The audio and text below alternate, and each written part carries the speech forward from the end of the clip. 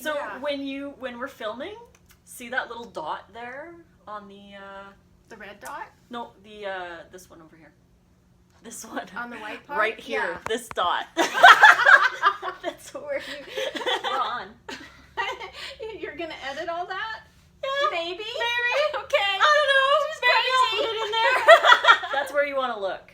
Oh, right at the dot. At this dot, right here. We can just sit here and be like... Hey friends, welcome to another special Lissa video. Today I have my lovely mama.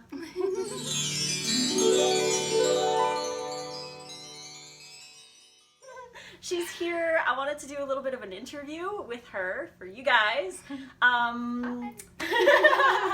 So she's been plant-based for 2 years, pretty much to the day. And so let's talk to my mommy. What made you decide to become plant-based or vegan? Well, she wouldn't let up. I was in the hospital after having a tumor removed the size of a grapefruit, and that I didn't even know was there.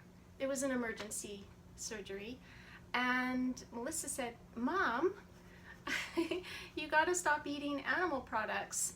So I did, and I believe it saved my life. I believe I wouldn't be here today if I hadn't made that choice. Do you believe the cancer could have come back? Yes, definitely. Yeah, I had other health problems too. I was severely anemic.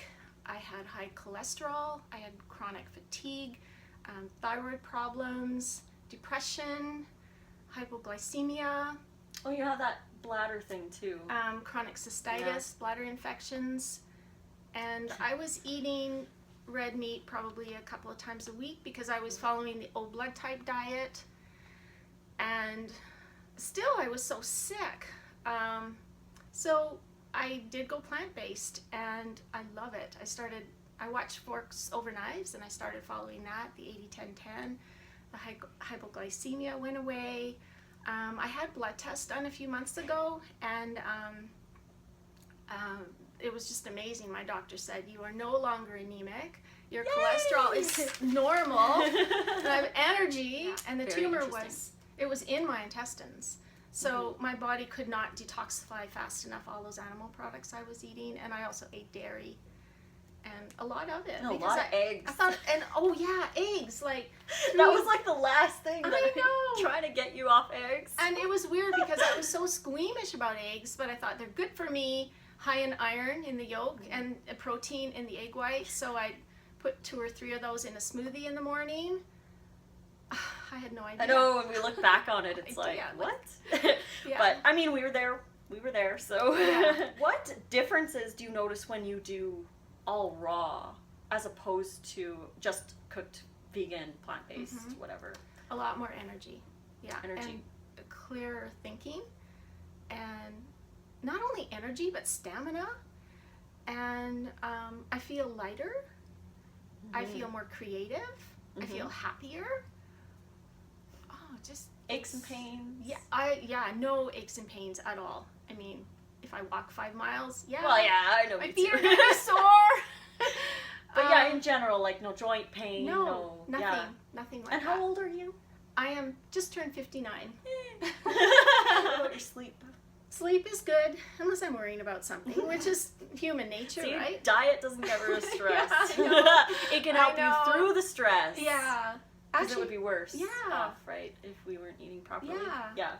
Actually, I'm a homeopath, and so when I'm stressed out about something, I will take a remedy for high cortisol and adrenaline, and that helps to calm things down. And I also have an anxiety formula that I take, and that really helps my sleep. Was it a difficult transition to move over? Well, I didn't go cold turkey like Melissa, but as far as giving up meat, it was overnight.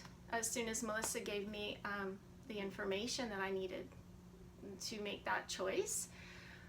That was the easy part. The cooked food, still working on that.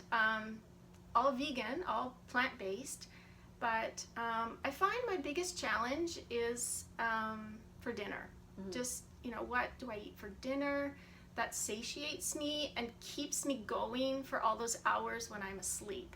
Because there have been a few times where I've eaten raw in the evening and then I'll wake up at 3 or 4 in the morning and I'm starving and I have to get up and eat something. Have there been any times where you've had raw food that has kept you satiated overnight? Yes, higher fat. I went to a retreat in Kelowna. Actually, it was about a year and a half ago, and I didn't have any control over what they served. It was 100% raw and vegan, but a lot of high fat. And I did find, like having some avocado, especially some nuts later in the day, I was satiated. Even dehydrated food, she made a lot of crackers, and then that absorbs the liquid and puffs up in your system. So that kept me fuller longer. So yeah, because it takes a lot longer to digest. Yeah. But then you were doing the higher fat, you were noticing the symptoms of, you know, the blood sugar crashes and all of that. I would crash. So what do you think could be a solution to the cooked food that you're eating, or like incorporating more raw? Like, what do you think could be a solution for you if you want to move towards a full raw? Because I know a lot of people watching want to give up the cooked food because it does trigger, you know, a lot of like wanting to stay there, or you know, they feel dehydrated. Like there's so many reasons. Dehydrated. Number dehydrated one is for me. number one. That's what happens. I know for me too. I feel so dehydrated. I mean, I don't eat cooked food obviously, but before when I would fall off raw in the past, I would just you just can't drink enough water. Yeah, when I wake up in the morning after eating some cooked food for dinner, I'm so thirsty. Yeah. And a lot of water just doesn't seem to hydrate me quick enough, so I'll eat like half a papaya, and the natural water from the fruit hydrates me a lot quicker than just drinking water. And also like, so it's kind of like a catch-22. It's like you want to feel satiated overnight, so you eat the cooked food, but then you feel crappy the next day and your blood sugar's off, or you know, you start to feel those extra cravings maybe for more cooked food later. So it's kind of like a double-edged sword. It's like, do you feel satiated and full? Because it is my opinion from my past experiences that I feel like I had a skewed view of what satiation is. Like, because we live our entire lives, I mean, you've lived over 50 years eating cooked foods, right? So you spend this huge amount of your life eating cooked food, and you feel that satiation, right? That we are so used to. And when you move over to a raw vegan diet, you're not, you want to have that same feeling that you've had your whole life. So you feel like that feeling is normal, but it's almost like it's not normal. You know what I mean? Yeah. We're just used to it. I know we're what you used mean. to feeling full off whatever we're eating. It's like my mom's cornbread. I think you need more greens. Oh, okay. Yeah, that's my opinion. I will try that, but not beets. So too high iron at dinner. They do like, I don't know, more like thicker greens, like maybe more kale, more, you know, like something more grounding. Because if you're doing well, you know, eating a little higher fat, if you do no fat for breakfast and low fat for lunch, you can have fat for dinner. Right? Okay. So it eventually balances back down to the 10%. So you can do fat for dinner. It's not the end of the world. You just don't have to do all this crazy amounts of fat, right? So if you did fats with greens, you know, with your evening meal, that will really ground you, and you'll feel more satiated with the fats that you do include. But because you're eating so many greens and many other vegetables in your dinner salad, you know, the fat that you're eating is balanced out. So that makes sense. Yeah. Because as everyone knows, I'm not anti-fat, I'm anti-too much fat. Exactly. So, yeah. Even a little raw avocado and raw carrot pudding would be nice. Comfort food. Yeah, but remember, you have to balance it out, right? Of course. Yeah. So what are the grounding greens again? Like anything really, really dark leafy, basically. I keep like the butter leaf, like the softer greens for lunch, and then I do like the heavier greens more so for dinner. So if I want to have kale for the day, for the most part, it's for dinner. So yeah, That's what I would say. I mean, Okay. we're having a little coaching session here. Yeah. So have you felt that is impacted the aging process? Yes. How Yes. so? I feel younger. And this is really interesting. I was coloring my hair up until I made the decision 2 years ago to go vegan, mostly raw. And now, well, since I've been through that trauma of the surgery as well and having cancer, I wanted to detoxify my life in other ways. Mm-hmm. And I think, you know, you can feel young and look young going all natural. I mean, it's a personal decision, but I don't want to limit myself with the point of view of what it takes to feel and look younger. You know, we have all these points of view that society tells us, okay, look at this magazine and this woman looks gorgeous because, you know, she looks younger. You can look young and feel young at any age, basically. So that was an awakening for me. It's part of my personal journey. So yeah, I do feel younger. I think overall, I just feel like I have this vitality that I hadn't felt in many, many years. And that to me is youth. If we can keep that throughout our lives with the help of all these enzymes that are little worker bees doing the job of keeping us healthy. You're so cute. And healing. And then the hydration. The hydration. See, that's the thing, I think Yeah. people are wondering, like, do you feel like if you weren't eating high raw or all raw, would you have been aging faster over the last 2 and I years? would- Like, you would, yes. you know, dry your skin, you know, because the hydration from raw really helps with Yeah. keeping your skin nice and plump. So, And we were talking about earlier the transition, the whole journey with a transition, and how people use the word transition to keep themselves in transition. Like, if you are going to become, say, vegan or raw or whatever, and that's your goal, there will come a day when you no longer eat the foods that you don't want to be eating, right? So why don't we just give it up? Because there will be a day when you give it up. So why are we waiting? Like, what are we waiting for? What is stopping us from getting out of transition? What do you feel stops you from going all the way? I think the toughest part is when I go out. There's a vegan apple pie at this little tea shop where I go. It's not raw. But see, the thing is, it's not just that it's not raw, but like an apple pie would be high fat, right? And sugar. So it's going to cause all those other issues. And it's not just because it's raw. I mean, people do eat cooked food fine, but if you keep the fat low and the processed foods out, you know, then it really makes a big difference. But yeah, I know. So the other day, I heard Melissa's voice whispering in my head, and my own gut feeling, literally, not to go with that. And I just had a matcha. See? And I felt so good. So much better. And you avoid the sugar crashes and the extra cravings and all that other kind of stuff that comes from eating the foods. You like, the thing is, we already know we shouldn't be eating that stuff. Yeah. Like, we already know it, but then we just do anyways.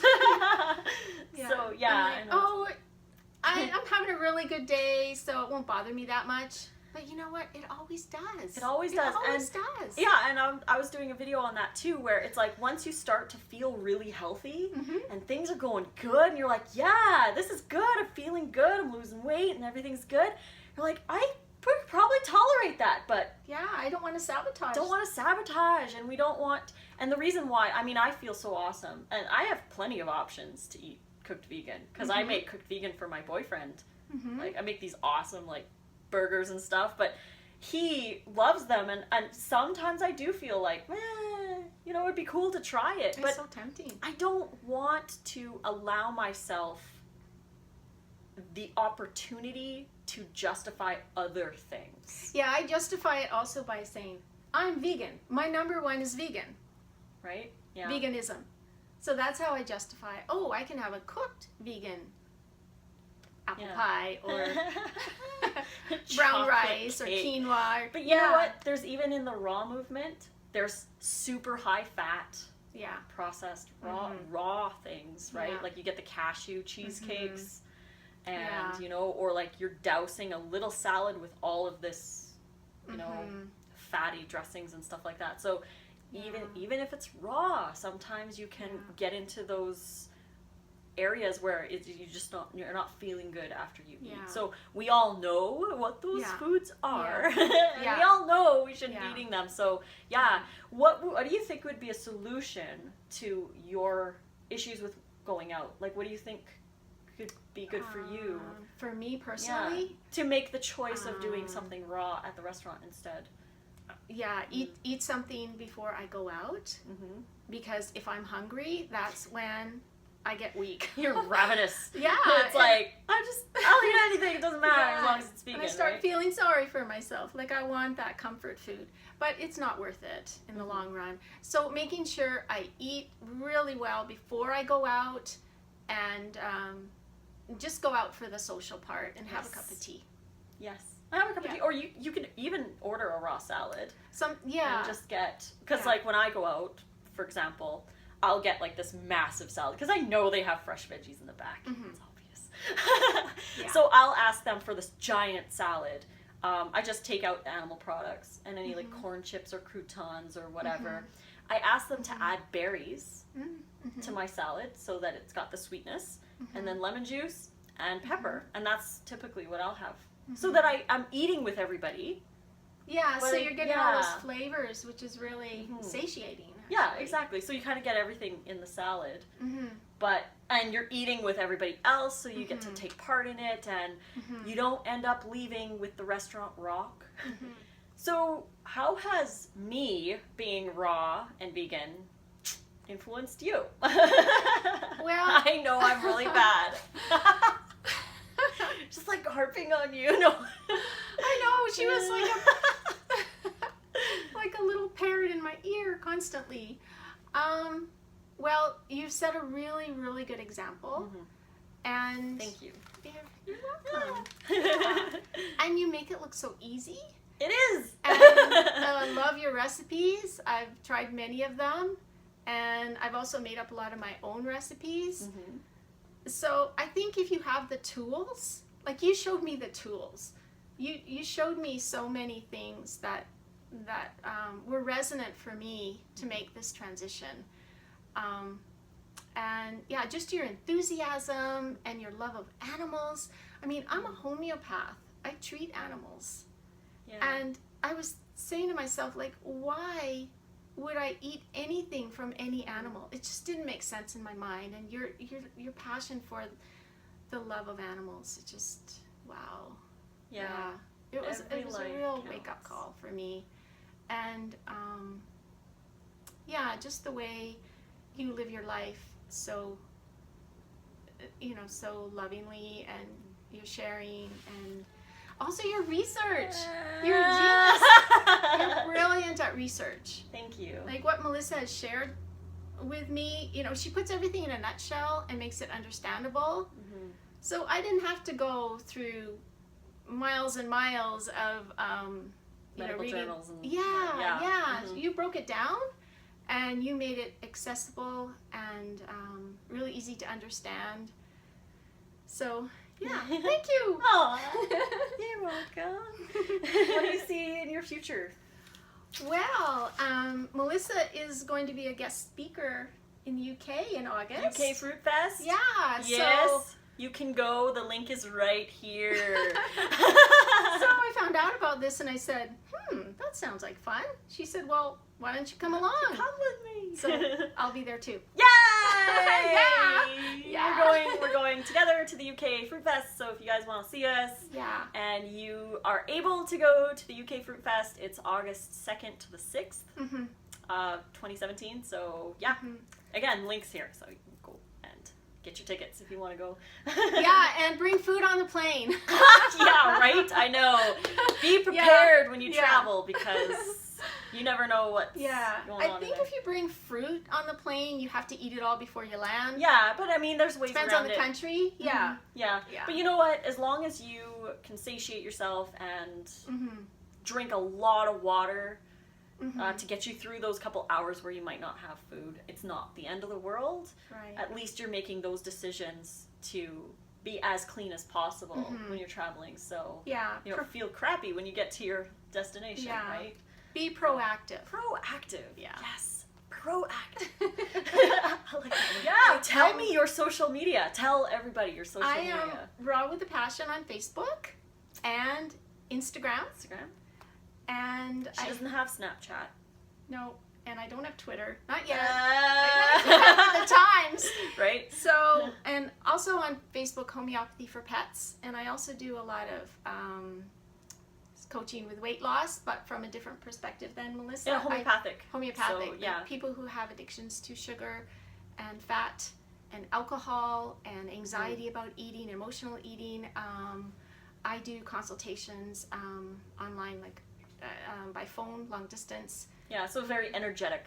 Yeah. Because it's homeopathic. So that's my niche. And and I also have a recipe book. It is higher fat. I did write it before I started before I indoctrinated her with 80-10-10. But you know, that was why you still had candida and you were still tired. Yeah, candida. I forgot about candida. Oh, that was huge. Let's talk about candida. Yes. Before we go. Do you remember when I was, how old was I? 21, and we went on that family trip to see Grandpa. Remember that? And when we got back, I still had like, this was like my 4th or 5th bag of potato chips. It's like, for me, it's like, because that was like the moment where it was like, I gotta like deal with this. Because I was overweight and I had candida. Like apparently I had candida riddled all over my body. A lot of people do. Yeah, I know. It's very, very, very common. But so that's when I went on a low carb anti-candida diet because I went to see your naturopath. And she put me on this anti-candida thing, and I was on psyllium husk and bentonite clay and like all sorts of other stuff. And I did lose weight, but I was calorie restricting, and I was starving all the time, and I was tired a lot. I was really bored with my food because you really can't really eat a lot when you're on that. You know, you've got your couple, your meats and your fat, which is... I mean, it gets boring after a while when you can't have fruit and vegetables and like such an abundance of stuff. So I felt bored, whatever, and I maintained my candida, but as soon as I went off that low carb diet and I started including more fruits into my meals, because I was still eating high fat, the candida came back, and I dealt with candida for 15 years. Yeah, I did too, and that's just a Band-Aid. You were doing high fat raw for a while, but you were constantly complaining about bladder infections and candida and energy levels, and you're like, I need protein because I'm so tired all the time, and I'm like, no, Mom, you don't need fat and protein. You need to get rid of that and start eating more fruits. Yeah, but I couldn't eat the fruit because I had sugar crash. Exactly, because you were eating high fat. I'd go and eat an avocado for lunch, like a whole avocado, thinking that was good for me, but the 80-10-10 diet, believe me, if it can work on me, it can work on anybody. It took a lot of convincing. I was like, just try it. Just try it. I'm like, you don't have to cut fat out completely, you know, unless you have severe symptoms, then you can do something like 95-5 for a couple weeks. But you don't want to, obviously, never cut fat completely out of your diet, but you want to starve the yeast because when you eat fat, it keeps sugar in your bloodstream. And you're not using it because the fat prevents insulin from getting the sugar into your cell. Yeah, so fat prevents sugar from getting in there. And if fat prevents sugar from getting in there, the sugar stays in the bloodstream, and guess who's going to eat it? Because you're not burning it. Yeah. So the candida is going to eat it. And then it just causes all these extra problems. So when you get rid of the fat, the sugar gets into your cells super easily because insulin works properly. And you burn it, and you have energy, and it's all good, and then the candida die because they don't have any food. Yeah, and I expected instant results, but Melissa kept telling me, Mom, you need to give it a few months. Mom! And I persevered, and it paid off because Oh my gosh. I think it was about 3 or 4 months. I just kept persevering and being really strict with myself. No fat, low fat, depending on the meal. And it was just like, one day I realized, oh my gosh, the candida's gone. This is great. It's like disappeared. One more thing. I was told by one doctor about 10 years ago that I was pre-diabetic. Oh. Yeah. That's actually, I don't know if I've done a video on this, but I believe that had I continued on the lifestyle that I was on, diabetes would have been my, diabetes or cancer, that was my guess that I was headed towards, right? Yeah, they're very linked. Yeah. So back to my recipes, the ones that I did create. I still make them, and I have a forward in my book that I wrote about my journey and how I reduced the fat after I'd made all these recipes. And they're delicious, but I recommend reducing or substituting the fat, and I give ideas. And if you do make like a pie with avocado, you can put it in the freezer and just have really, really small servings. Just have a little bit. It's a treat. And then lots of salad. Yeah, exactly. So don't balance it deprive out. yourself. Yeah. Sometimes I'll have just like 2 bites of something and I feel very satisfied. Yeah, because we don't need to eat all of this fat. We just need enough, right? And I would say it depends on the person, because some people who are really dealing with a lot of candida, blood sugar issues, all that kind of stuff, to cut down to 5% for a little bit of time, like a couple weeks, to get the fat out of the bloodstream and get the body used to using the sugar properly, and then increase it. And it depends on the person, because everyone's going to be different. I personally do awesome at 8% fat. That's like my golden number. I love 8% fats. That's where I shine. That's where I feel my best. That's where I have most energy. That's where I can have workouts and do all that kind of stuff, because at 8%, that's where I am. Some people do really good at 12%. I do.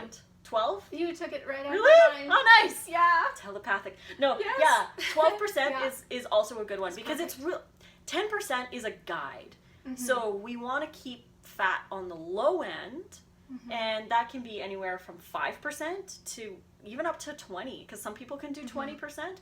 But the key is, and this is what I tell people when I'm coaching them, is that you will know when you've had too much fat when you start to get lethargy, brain fog, tiredness, cravings for more fats or more things like that, junk food craving, because the fat's preventing the sugar from getting into the cell, so your cell is sending a signal to your brain saying, hey, I want more of whatever, so I can get the sugar into the cell. So those are signs that you know you've had too much fat. So if you're hanging around the 15% mark and you don't have those symptoms, then 15% is probably fine for you, as long as you eat enough fruit and vegetables to balance the fat down. No big deal, right? Yeah, but especially in the morning. I love my fruit. Yeah, we want to gets get enough me going. calories in the morning, and save your fats for dinner, because we need it to absorb vitamins from our greens. So, and if you do have cravings, I can help you with that with homeopathic remedies for sure. If it's like that mental thing where you just can't release. If you don't eat, you're gonna want to eat anything. Yeah, so. and that's another thing. Don't let yourself get too hungry. That is, that's really risky. At least it is for me. For everybody. Yeah. It's the body wants. The body just wants fuel. That's all it wants. Yeah, right. When you're feeling tired, and this is something that we've talked about 100 million times, where you feel tired and sluggish, and then you say, I need to go get some protein, and I'm like, Mom, you just need food. You don't need protein. Yeah, proteinaholic. I know. In the past. Yeah. So I would just say, Mom, just go eat a salad. Just go eat something or anything, right? It's because you haven't eaten and you need fuel. Yeah. I like to tell this analogy, and I haven't shared this with you, so this is new. But if you think about the human body, the building blocks are protein and fats. So your brain's made of fat, your body's made of protein, but we run on sugar, right? Yeah, we can convert fat and protein into sugar, but it's a long process and blah, blah, blah, blah, blah. But we run on sugar, and that's what we want. Look at a vehicle, right? A vehicle is made of steel and plastic. So if you think of steel as protein and plastic as fat, does a car run on steel or plastic? No, it runs on gas. gas is like the sugar. So when you're on an empty tank, you don't put molten steel or melted plastic into the gas tank to get the car to run. You put gas in, right? Yeah, that makes sense. So if you're tired or lethargic or feeling like you need protein, then you don't need to eat nuts. Eat a mango. Eat a mango. Have a salad. Have some vegetables and fruit, because your body's looking for the sugar. It's not looking for protein, because there's protein and fats in fruits and vegetables. So you're getting part of the building blocks anyways. But the analogy is that you're not going to put steel and, plastic in your car to make it run. You're going to put gas. So when you want to run, you need sugar. Literally. Literally. Yeah. Yeah. And you can run that marathon. Exactly. Yeah, because I ran half marathon on fruit. Yeah. And our brain runs a marathon every day. Just we have millions of thoughts, and I mean, when we're even writing, that takes a lot of energy. Even though we're sitting, if we're writing something, our brain needs that fuel to keep going. Brain runs on sugar. Yeah. So yeah. Yeah, it's very interesting. I know, I can talk to her forever. But yeah, so again, your social media, you're Raw with a Passion. So you can find her on Facebook and Instagram. Do you want to do the end? Yeah, just do the end again. Okay. It was more over here. Oh. Was it? Yes, I think it was more over here? Yes. I don't know. I'm not sure. It has to be perfect. No. I know, it's like, take 850. I know! That's why I put that little tape thing. I have one of those. We should have one of those. I do have one. Oh God, that I would just be don't so know where funny. it is. Anyway, so I hope you guys really enjoyed this little interview with my mom. If you did, please click like and subscribe to my channel to get notifications for more. You can click the little bell, which will send notifications directly to you as soon as I post a new video, so you can watch it right away. You can find me on Facebook, Lissa's Raw Food Romance, and on Instagram at Raw Food Romance. I'm also on Snapchat, Lissa Raw Vegan. So until the next video, guys, love you all and hope you enjoyed. Bye. Bye, and thanks for watching. Yes. And fruit on. That's a wrap. Oh God, Melissa. It's so fun. It's going to be funny watching this back. I know, right? Okay.